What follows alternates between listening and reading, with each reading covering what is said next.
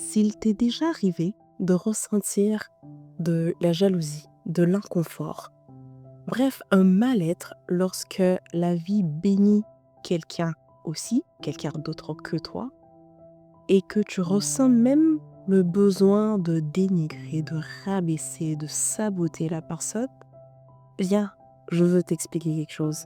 Sans te juger, parce que, hey, à la fin de la journée, tout le monde a ses combats, hein. Sans te juger, sans te rabaisser, je veux t'expliquer quelque chose avec toute la bienveillance possible, ok? Alors, imagine que tu retournes à l'âge de la maternelle ou du primaire, tu sais, les premières années de primaire. Et un jour, tu arrives à l'école, en classe, et tu as de très belles baskets, de nouvelles baskets. Elles sont tellement belles qu'il faut très peu de temps pour attirer l'attention de tes camarades de classe. Tout le monde vient te demander, tout le monde vient la regarder, tout le monde essaie de, de toucher, voilà, bref. Et tu es le centre de l'attention, d'accord? À la récré, c'est pareil, tu attires encore plus de foule autour de toi, même les camarades des autres classes. Tu es le centre d'attention, tout le monde veut être ton ami parce que, oh my god, tes baskets, elles sont trop cool, right?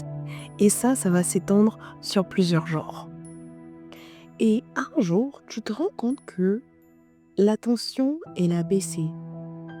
Tu n'es plus autant le centre d'attention et tu vas te rendre compte que de l'autre côté de la cour de l'école, il y a un autre élève qui lui aussi a de belles baskets.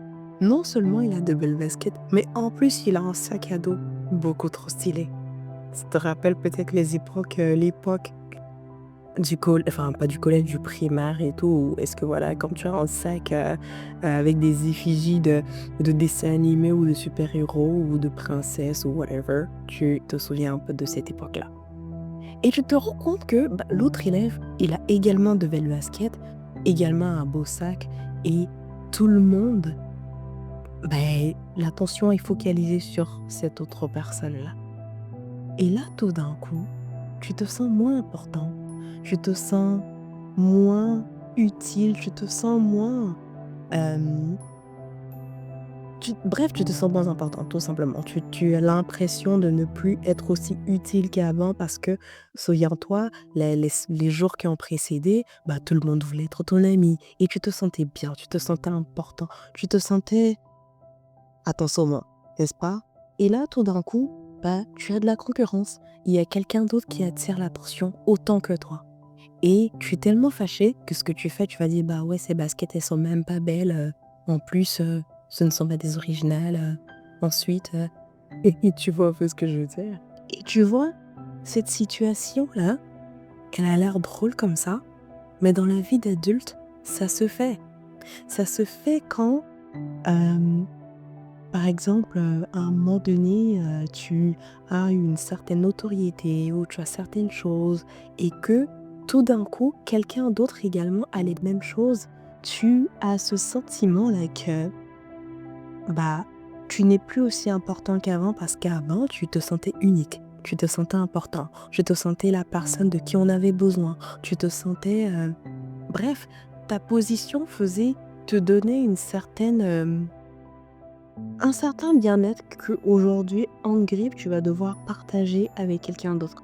Je sais que tu as forcément déjà entendu, parce que ça se dit beaucoup, quelqu'un qui va dire: «Ah, moi je comprends pas cette personne-là, elle a plus que moi. Cette personne-là est plus aisée que moi. Cette personne a plus d'avantages que moi, mais je ne comprends pas, for some reason, elle m'en veut, elle me jalouse, elle me sabote». Aujourd'hui, je ne veux pas parler à cette personne-là qui subit cela. Je veux parler à la personne qui ressent ce mal-être, qui ressent cette insécurité. Comme j'ai dit, avec beaucoup de bienveillance, sans te juger, sans te critiquer. Parce que ce que je veux, euh, c'est de te faire comprendre ce mécanisme-là pour que tu puisses le surmonter. N'est-ce pas? Tu vois, la raison pour laquelle lorsque quelqu'un d'autre a beaucoup plus que toi, ou autant que toi, ou même moins que toi, et que tu ressens un mal-être, un inconfort, de l'insécurité à l'intérieur de toi, c'est simplement parce que tu as relié ta valeur, ton importance à ce que tu as à ce que tu fais, à ce que tu es capable de faire, à ce que tu représentes. Et donc, lorsque quelqu'un a les mêmes choses que toi, bah, guess what? Tu te sens moins unique, tu te sens moins importante, tu te sens un peu comme tu as un peu peur que cette personne-là te fasse de l'ombre parce que tu as lié ta valeur, ton importance à ces choses-là. Le problème est que ce que tu as, ce que tu sais faire, ce que tu représentes, non seulement ces choses-là, elles sont éphémères, mais elles ne sont pas stables. Tu vois, si aujourd'hui je te pose la question, qui est-ce que tu es? Je ne te parle pas de ton nom, je ne te parle pas de ton âge, je ne te parle pas de ton genre, je ne te parle pas de tes origines, je ne te parle pas de ta culture, je ne te parle pas de ton appartenance ethnique ni religieuse, je ne te parle pas de ton parcours académique, je ne te parle pas de ton parcours professionnel, je ne te parle pas de ces choses-là qui peuvent changer à tout moment. Lorsqu'on enlève toutes ces choses, je ne te parle même pas de ton statut matrimonial ni parental. Lorsqu'on enlève toutes ces choses-là,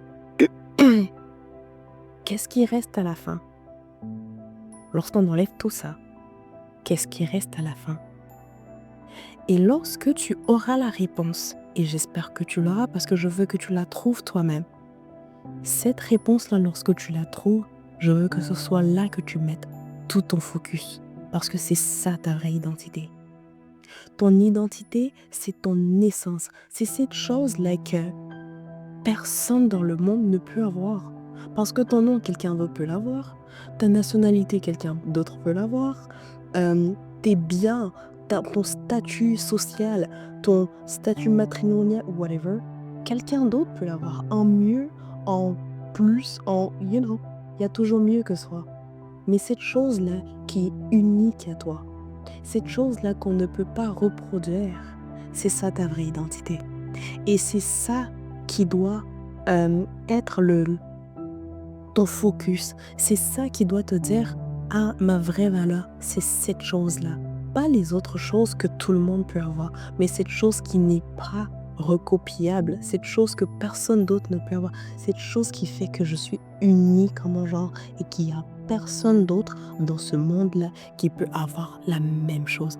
Et cette chose-là, je te dis, lorsque tu la trouves et que tu mets tout ton focus, tu te rendras compte que même lorsque d'autres personnes sont placées à des postes, ont des choses qui sont similaires ou plus que toi, bah, tu ne seras pas ébranlé dans ton identité parce que tu sais que ce n'est pas ce qui détermine ta valeur. Alors, je vais te donner cet exercice de faire une introspection et de te demander qui je suis au-delà de tout ce qui est apparence, au-delà de mon nom, de mon âge, de bref, toutes ces choses que j'ai citées. Quand tu as la réponse, je veux que tu focalises dessus et que tu apprennes à connaître cette chose parce que c'est ça ton essence. C'est ça ta vraie identité. C'est ce qui fait de toi réellement ce que tu es. C'est ce qui détermine ta vraie valeur.